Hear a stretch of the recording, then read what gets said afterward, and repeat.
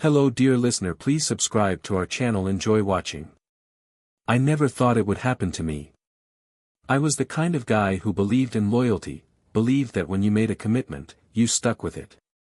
And in the beginning, everything with Julia was perfect. We were the couple everyone envied. Beautiful house, 2 kids, a dog, and a future so bright it practically glittered.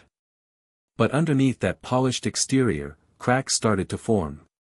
One day, the cracks turned into a gaping chasm that swallowed everything I thought I knew about her, and about myself. I never saw it coming. I was the typical husband. Working long hours, bringing home the paycheck, doing my part. Julia was the same, busy with her job, handling the kids, keeping the house in order. We rarely fought. We never had huge arguments. It was comfortable. But comfortable is dangerous, isn't it? Comfort breeds complacency. And complacency, my friends, breeds betrayal. I first noticed something off during a business trip to Boston. Julia had been distant over the phone, not cold, but not warm either. Just absent. I chalked it up to her having a tough week at work. She was always buried under emails and meetings.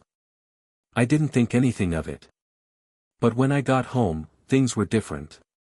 She was still the same in many ways, smiling, affectionate, making dinner, but there was an edge to her. A nervousness in her voice when she spoke to me. A way she kept glancing at her phone, as though she was afraid I might be looking.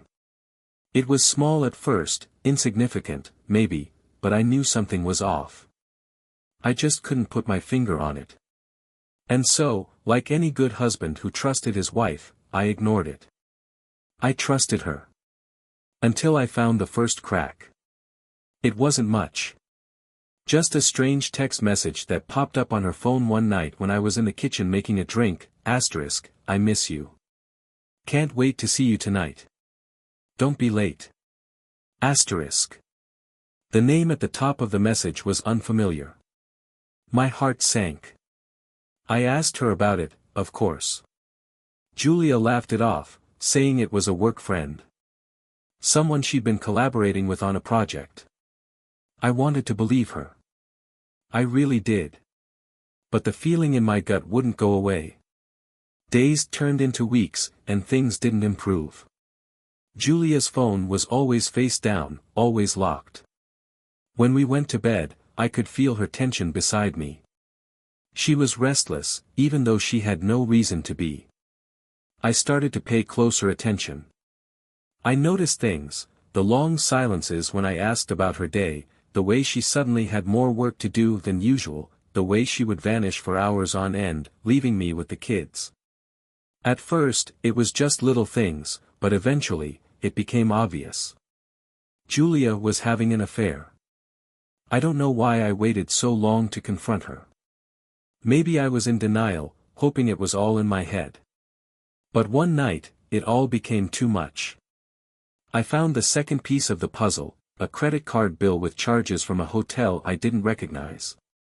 It was in the city, a city just a couple of hours away. There was only one reason she'd need to stay at a hotel that far from home, and it wasn't for work. I called the number on the receipt.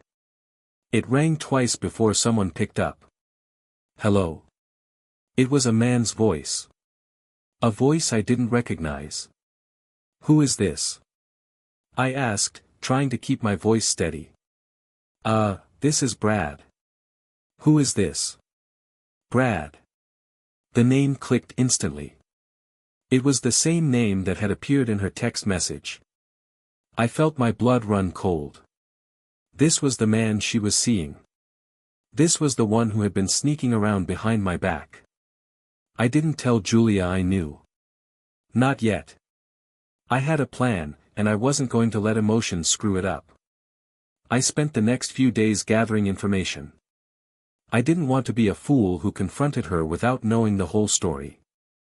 I tapped into my old skills I'd picked up over years of working in investigations. I traced Brad's number, found his social media, and figured out where he lived. I discovered he was one of my colleagues, an assistant I had worked with on a couple of projects. He was a good-looking guy, charming, with a smile that could light up a room. He'd been the perfect distraction for Julia, a man who made her feel special, who gave her the attention I was too busy to offer. The thing that made my blood boil wasn't just the affair, it was the betrayal of trust. Julia knew how much I valued loyalty.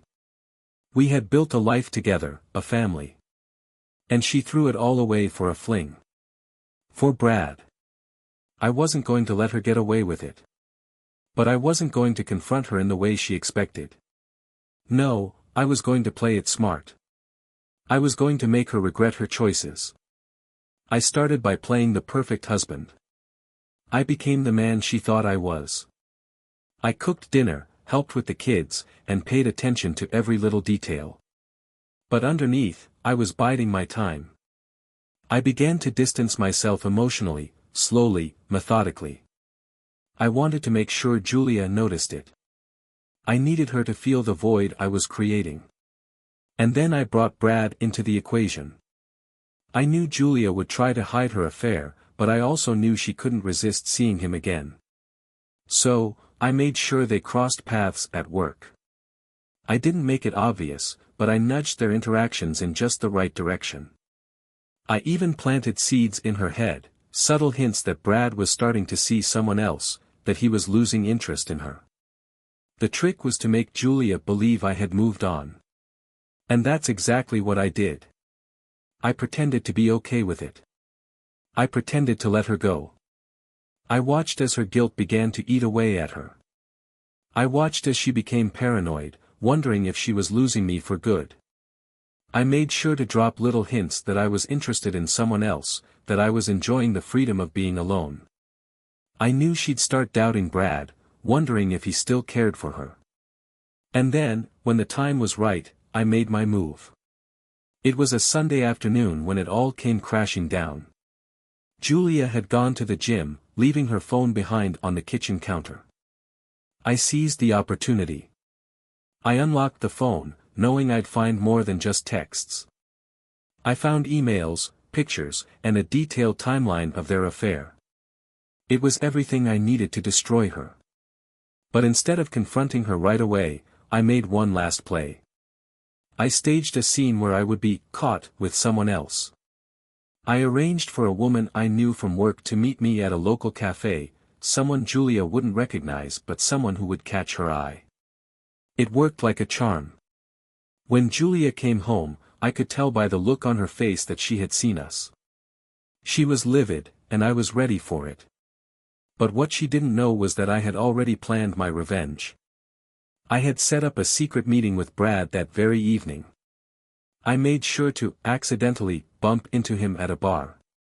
I told him Julia had caught wind of their affair and that I was ready to end things with her. But I also told him I needed his help to make Julia feel like she had no way out, no way to escape the mess she had made. I convinced Brad to meet her at our house that night, to have a final conversation. I knew he wouldn't be able to resist, he'd been falling for her lies for months. That night, when Brad walked through the door, I was waiting. Julia, too, was there, expecting to confront me. But when she saw Brad standing in front of her, the reality hit her hard.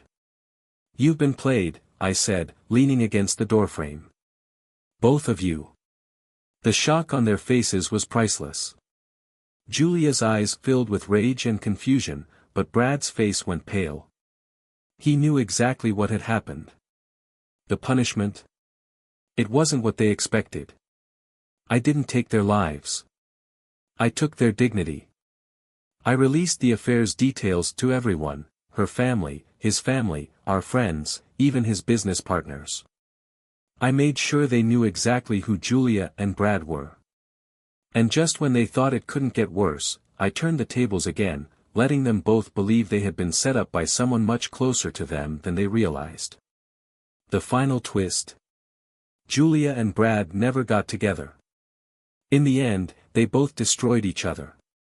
And as I stood there watching them unravel, I realized that my revenge had been more than sweet. It had been the storm that broke their quiet lives forever. If you leave a comment, tell us what you think about the story you heard. It's important to us and will help us find and tell stories that you find interesting. Thank you for watching us.